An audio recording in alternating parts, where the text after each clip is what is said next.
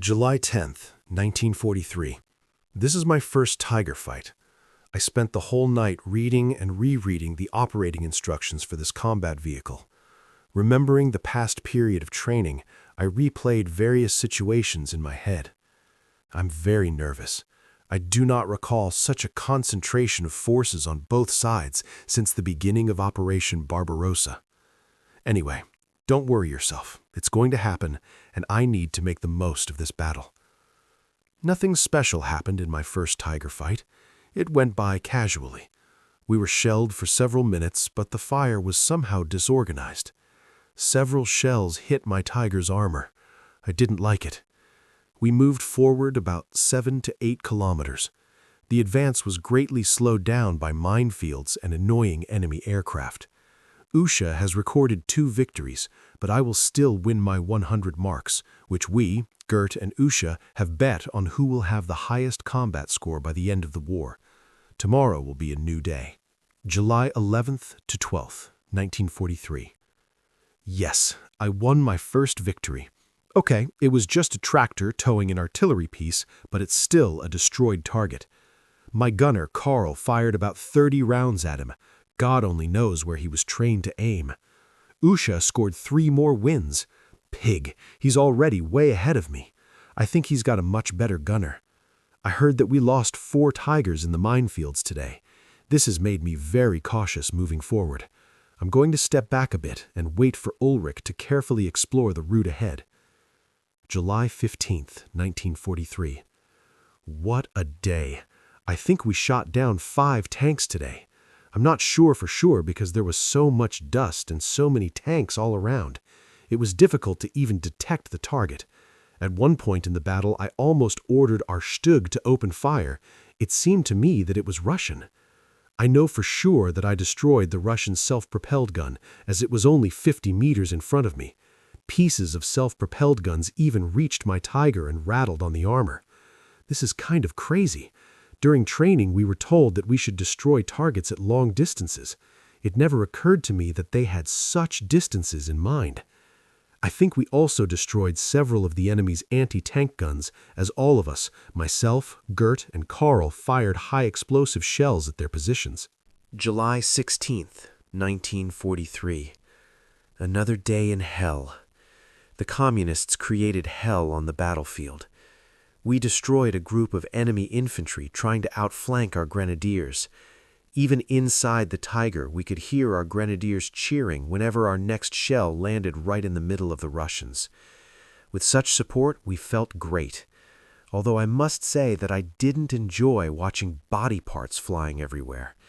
Our loader, Bertie, vomited twice right into the empty shell storage cells. He will clean it himself. Another night has come. I'm trying to sleep. I don't think I can do it. I can't sleep properly for 3 days now. July 19th, 1943. This battle is not going too well for us. There were rumors that the Russian troops here were much larger than expected. I've heard that the Tiger Army tank battalions, which are fighting far ahead, are already suffering heavy losses. This is alarming and frightening. Our position is practically overwhelmed by Russian troops. We have requested artillery and aviation support as our stocks of high-explosive shells are running low. We managed to drive about 2,000 Russians into a ravine with crossfire. We have already reloaded the belts of our machine guns 3 times and refilled the ammunition of high-explosive shells 3 times. I've never seen so much blood before. I felt sick, and Bert bent over and screamed in my ear until he realized what was causing my condition. I'll never forget that day. July 20th, 1943. Today we were hit by an anti-tank shell in the side armor. He tore the protective visor over the truck.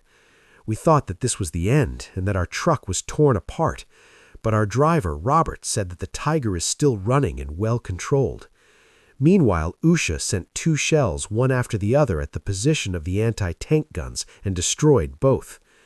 We still haven't entered Prokhorovka. The communists have a very strong defense there.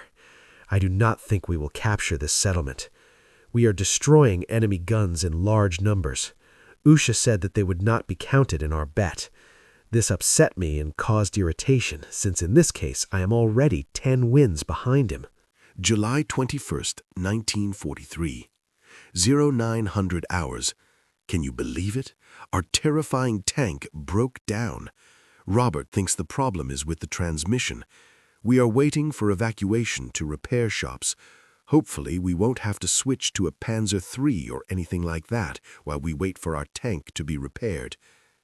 10:45 a.m. We are being towed to the location of the repair shops by a Tiger from the 503rd Battalion. We've known his crew for quite some time. Their commander died recently, so I'm leaving them to their own thoughts. 13:50 hours. We arrived at the workshops. There are 8 Tigers from different divisions waiting in line for repairs. Some of them have a lot of shell marks on their armor, so I thought we were still lucky. I went over to Johann Fenn. He recently graduated and married a Chinese woman whom he met while studying in Berlin. Right now, he's just a stupid 20-year-old boy. I'm not going to get married until the war is over. The repairman said that we would have to wait about 3 days until they put our Tiger in order. We reported to headquarters and asked for a short rest. I have to rest. I can still see those dismembered bodies in the ravine. July 23rd, 1943. Something happened to us. We were on our way back to our unit. Our way passed through a small village. Robert saw one of the field guards beating up a Russian old man. He jumped out of the car and knocked the policeman to the ground. A policeman's partner arrived. Robert was pinned down, and they were about to take him away, probably to be charged. Well, that's great. I'm left without a driver because these policemen want to spread their influence everywhere. I approached the second policeman and said that if they did not return Robert to me, I would take them to the front line and show them the ravine with the mutilated bodies. In response, the policeman shrugged his shoulders and said that he had seen worse. How can these policemen see worse if they've never even been to the front line? But I didn't argue, and Robert was released by our commander. July 24th, 1943. Robert came back with quite noticeable marks on his face. He probably got it from the cops. He was released without the right to leave the location of his unit. Where can he go? How can he leave the location of his unit? I have written a complaint about Robert's physical injuries, which seriously interfere with his ability to perform his official duties. Our Tiger is still not repaired. The chief mechanic said that it would take 2 more days for repairs. I'm very upset. Usha has pulled away from me even more in terms of the number of wins during this time. July 25th, 1943. Finally, our Tiger is repaired. The mechanics worked all night as they received the strictest special order: urgently return all tanks to the front. In general, things are going very badly. On the way back, we received orders to tow another damaged Tiger for repairs. Great, it turned out to be Tiger Ears. Now I have a great opportunity to catch up with him in terms of performance. We joked on the way to the workshops, and at times he was outraged about the mess that was going on at the front. He said that no one knows who is where, and the Russians are piling up like a solid brown wall. According to him, the Russians are completely oblivious to their losses. Unfortunately, our troops are also pretty battered. He also said that there were only 3 tanks left in the second company. July 27th, 1943. I didn't hit anything today. We've been firing all day, but because of the thick clouds of dust and smoke, I don't even know what we hit there or if we hit at all. I feel very tired, and so does the crew. Robert almost fell asleep on the move twice. Carl said that they destroyed a couple of guns, 1 T-34, and a lot of infantry. But I can't confirm any of this. But I will still claim these victories, as I have not yet retired from this 200-mark race. July 28th, 1943. Today, we were ordered to retreat and regroup. This is the first time since the beginning of the operation that I have seen the entire company assembled. We lost several tanks, mostly due to technical problems, but some were blown up in minefields. Young Gert was seriously injured, and he was sent to Berlin. Usha said that Gert's right arm would be taken away, and now the bet was just between the two of us. I said that Usha had won this bet, and we would make a new one when Gert returned. Actually, I haven't had such a big need for 100 stamps yet. We're going back to Belgorod. On our way, we met a group of infantrymen. They looked tired and dejected.